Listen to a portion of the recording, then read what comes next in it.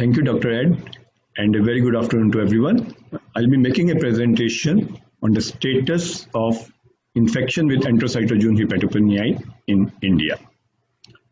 So, coming to the shrimp production in India, in 2019-20, the total area under shrimp culture was estimated to be around 0.16 million hectare. And out of this, Vannamei culture, it is going on in an area of around 0.1 million hectare, and monodon culture, it is going on in about 0.058 million hectares.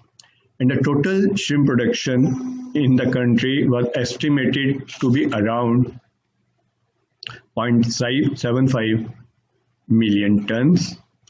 And out of this total production, about 95% of the production, it is contributed by Eutyropenaeus vannamei alone. So the species which was introduced in the year 2009 is contributing about 95% of the total shrimp production in the country currently. So the exports of frozen shrimp, they have been increasing from the country in terms of quantity as well as in terms of value. And in 2019-20, the total quantity of shrimp exports from the country, they were estimated to be around 0.65 million tons. And this is translated to a value of around 4.7 billion US dollars. Now coming to the status of EHP infection in the country, the first report of infection with Enterocytozoon hepatopenaei was in the year 2016 by one of the collaborating centers under the National Surveillance Program. Since this was the first report, therefore the disease was confirmed using polymerase chain reaction, sequencing of the PCR products, histopathology, electron microscopy, as well as in situ hybridization. The institute had collected samples of shrimps from two states of which are situated on the southeast coast of the country, and the shrimps, they were around 90 days of culture. The farms from where the samples were collected had the problem of slow growth, size variation, as well as white fecal syndrome. And out of the 137 samples, 63% samples, they were found to be positive for the Enterocytozoon hepatopenaei infection. And importantly, the post-larvae collected from a hatchery in Chennai region, they were found to be negative for Enterocytozoon hepatopenaei infection. And as you see, the prevalence of EHP infection was high in farms with white fecal syndrome in comparison to the farms without white fecal syndrome. And the sequencing of the PCR products revealed 100% identity with the sequences submitted from other countries in the region, that is China, Thailand, as well as Vietnam. And the white fecal threads, they were found to be heavily infected with the EHP spores. So during the same period, another research group under the National Surveillance Program, they carried out extensive sampling in southeast coast of the country, covering 3 states.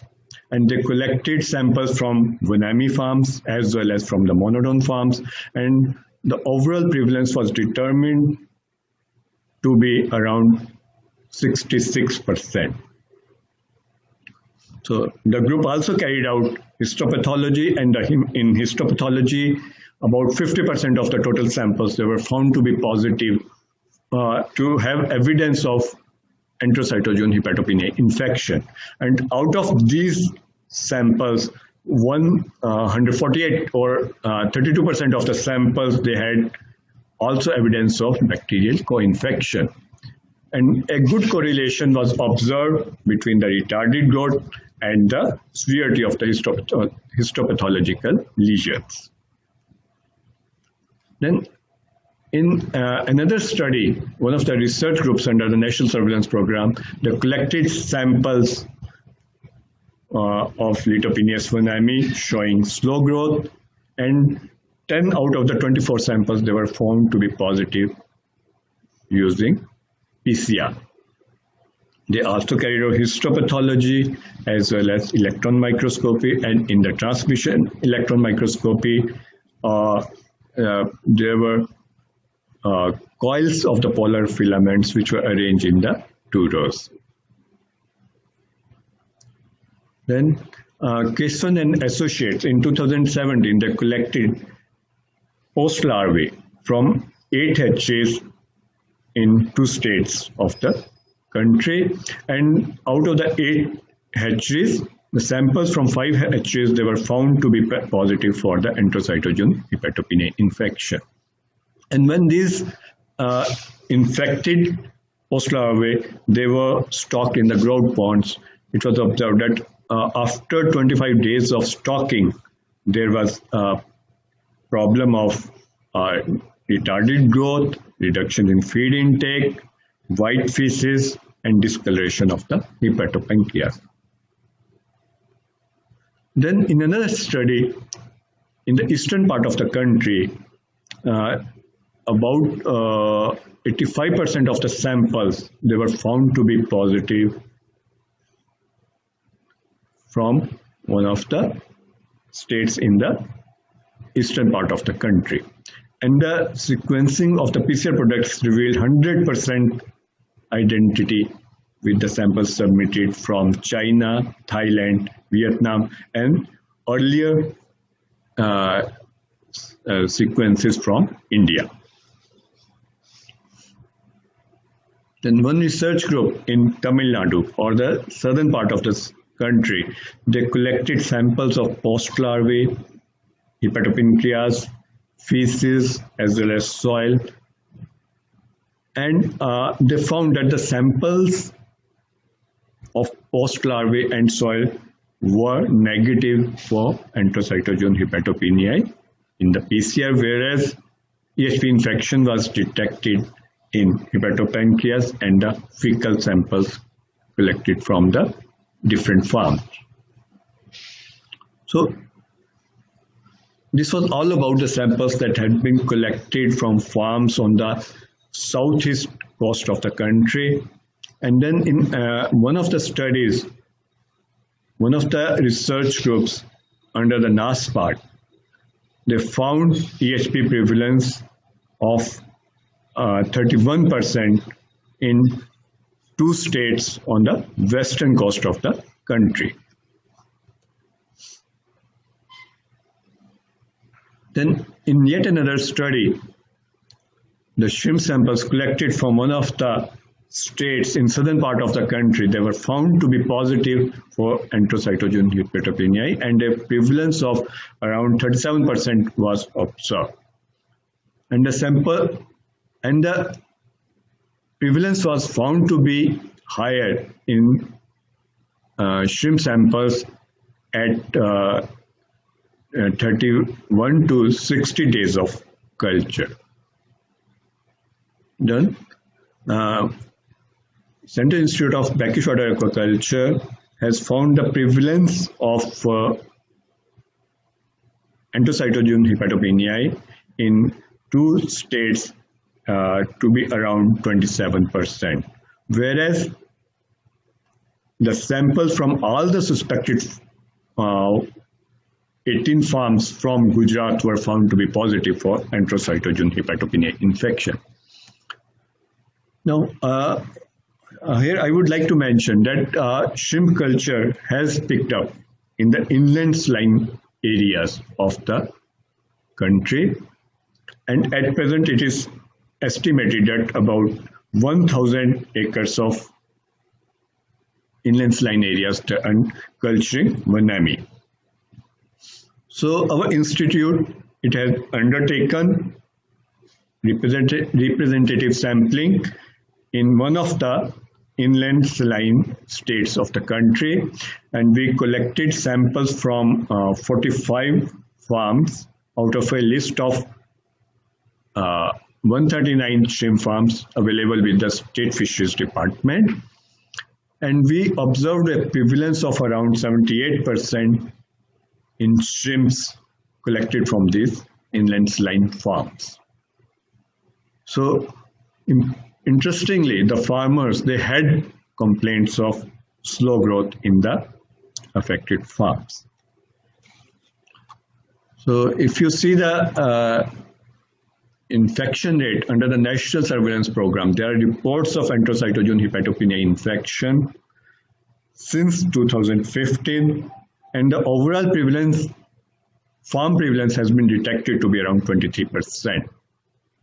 And to date, we have screened more than 7,100 farms under the National Surveillance Program.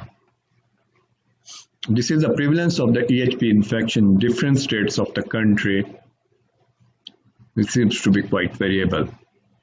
Now, coming to the economic losses due to hepatopancreatic microsporidiosis, one of the research institutes under National Surveillance Program, they had estimated the disease losses due to infection with Enterocytozoon hepatopenaei to be around $261 million during the year 2017-18. Then in the subsequent year, 2018-19, they had undertaken a questionnaire-based survey in 5 major states which grow shrimps. And this survey had covered 909 farms, covering a water spread area of approximately 7,200 hectares in 23 coastal states. And the results of this survey were extrapolated to all the coastal states of the country. And this survey covered farms which were small in size, medium in size, or large in size. And the stocking density was found to be within the approved range. This is the total area of the farms. And the total annual losses due to shrimp diseases, they were estimated to be around $1 billion, and the production losses, they were estimated to be around 0.14 million tons. The loss of production in terms of tons per hectare per crop was found to be highest in case of white spot syndrome virus, followed by Enterocytozoon hepatopenaei. And the Enterocytozoon hepatopenaei infection with a 17% probability of disease occurrence accounted for economic losses to a tune of $567 million annually in 2018-19. And the total production losses, they were approximately estimated to be approximately 0.077 million tons. So the disease, you see, was first reported in the year 2015, and within 5 years, the economic losses due to disease have been increasing, and more than 50% of the annual losses due to disease, they have been estimated to be only due to Enterocytozoon hepatopenaei infection. On the other hand, the infection with white spot syndrome virus with a 25% probability of disease occurrence was found to cause economic losses to a tune of $238 million in 2018-19. So here you can see that the white spot disease, which was considered to be responsible for majority of the losses in shrimp culture till now, is coming to number 2 with maximum losses estimated due to infection with Enterocytozoon hepatopenaei in recent years. And then coming to the research studies on the hepatopancreatic microsporidiosis, I would like to mention that most of the studies they have been carried out to find out the prevalence of the EHP infection in the country.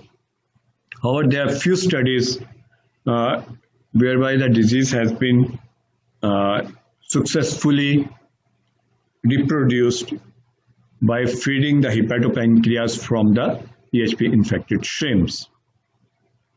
And the disease was successfully reproduced as evidenced by the histopathological changes as well as detection of the EHP DNA in the feces of the challenged shrimps. The disease has also been successfully reproduced through intramuscular route as well as oral route by another research group.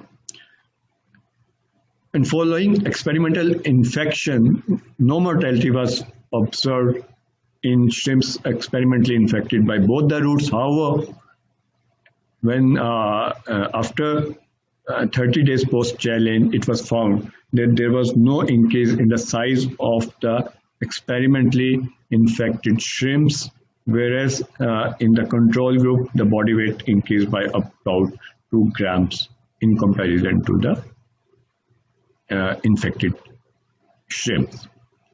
Besides, some of the enzymes like ALT, AST, and alkaline phosphatase, they were found to be elevated in the hemolymph of naturally as well as experimentally infected shrimps, suggesting damage to the hepatopancreas.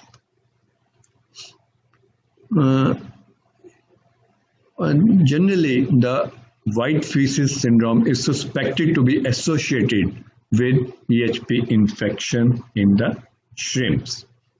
So, to produce the white feces syndrome under laboratory conditions, the healthy shrimps, they have been fed with hepatopancreatic means from the white fecal syndrome infected shrimps, then also by feeding white fecal threads and purified EHP spores.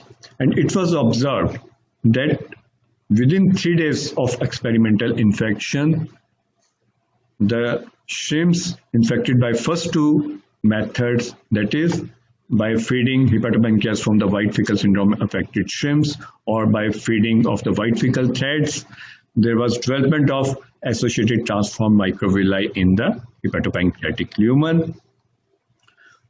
However, the feces in shrimps fed with the EHP spores, they were found to be normal. And when the fecal threads from the first 3 groups, that is the group fed with hepatopancreatic means from the white fecal syndrome affected shrimps, or those fed with the white fecal threads or fed with the EHP spores, were found to be positive for the EHP spores in the PCR. Now, coming to the management of the EHP, as we know that there is no effective treatment for the EHP infection in the shrimps, and only better management practices, they can help in preventing the Enterocytozoon hepatopenaei infection. So in farms where EHP infection has been detected, the farmers, they are advised to avoid overfeeding. They are also advised to provide high protein diet, provide some additives containing taurine, gut probiotics. Besides, the farmers are advised to reduce the stocking density in the affected ponds by partial harvest and remove the fecal threads on a routine basis. Then it is also suggested that the pond bottoms, they should be kept clean, as high organic matter can be a reservoir for the EHP spores, and all the water entering in the affected ponds, they need to be treated to prevent the infection. The farmers, they are advised to follow better management practices and enforce the biosecurity measures, and they are advised to disinfect water after harvesting of the infected crop. Now, coming to the preventive measures for Enterocytozoon hepatopenaei infections, The hatchery operators, they are advised to disinfect the hatchery facilities using sodium hydroxide. Then they are also advised to use the live feeds following pasteurization or freezing. Alternately, the live feeds, they need to be screened by polymerase chain reaction, and the feeds that have been found to be negative can be fed to the brood stock.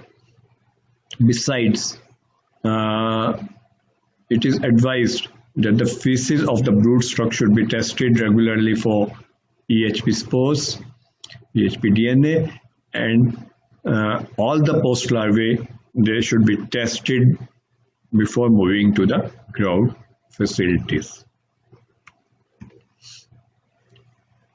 Then before stocking in the growth ponds, the farmers, they are advised to set up a nursery rearing phase whereby the post larvae, they are held for a period of about 1 month in small tanks or lined ponds, and all the farmers, they should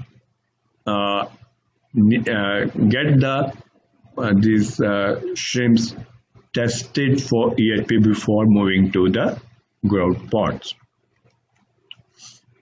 So before stocking the growth ponds, the farmers are advised to dry their ponds completely, especially if the farms, they have been found to be infected during the previous crops. This is followed by liming of the pond bottom to inactivate the EHP spores. Besides, it is also recommended to use either potassium permanganate or chlorination to inactivate the spores in the soil. So in the end, I would like to thank Network of Aquaculture Centers of Asia Pacific for inviting me to make the country presentation. I would like to thank Department of Fisheries, Government of India for funding the National Surveillance Program for aquatic animal diseases. I would like to express my gratitude to Director General, Indian Council of Agriculture Research, Deputy Director General, Dr. Jekirina, who is DDG Fisheries Science. I would also like to place on record my thanks to Dr. Kuldeep, Director of our institute. I would like to thank Dr. Ota, Subhendu Ota, and Dr. Akshay from Central Institute of Brackish Water Aquaculture for their help in making the presentation. And in the end, I would like to thank all the NASPAD collaborating centers for their help in the National Surveillance Program. Thank you. Thank you so much.